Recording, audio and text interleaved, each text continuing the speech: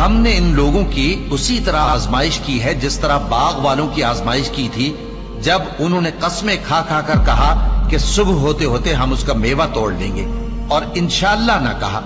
सो वो अभी सो ही रहे थे कि तुम्हारे परवरदिगार की तरफ से रातों रात उस पर एक आफत फिर गई, तो वो ऐसा हो गया जैसे कटी हुई खेती। फिर जब सुबह हुई तो वो लोग एक दूसरे को पुकारने लगे कि अगर तुमको काटना है तो अपनी खेती पर सवेरे ही जा पहुंचो।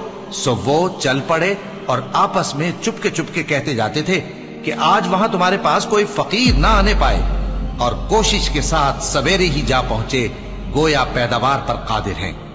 फिर जब उन्होंने बाग को देखा तो वीरान, कहने लगे कि हम रास्ता भूल गए हैं, नहीं बल्कि हम बेनसीब हो गए। एक जो उनमें समझदार था बोला, क्या मैंने तुमसे नहीं कहा था कि तुम तस्बीह क्यों नहीं करते?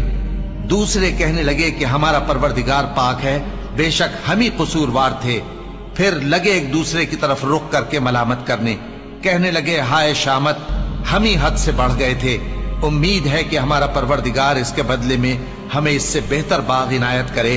हम अपने परवरदिगार की तरफ रुजू करते हैं। देखो अजाब यूं होता है और आखिरत का अजाब सबसे बढ़कर होगा।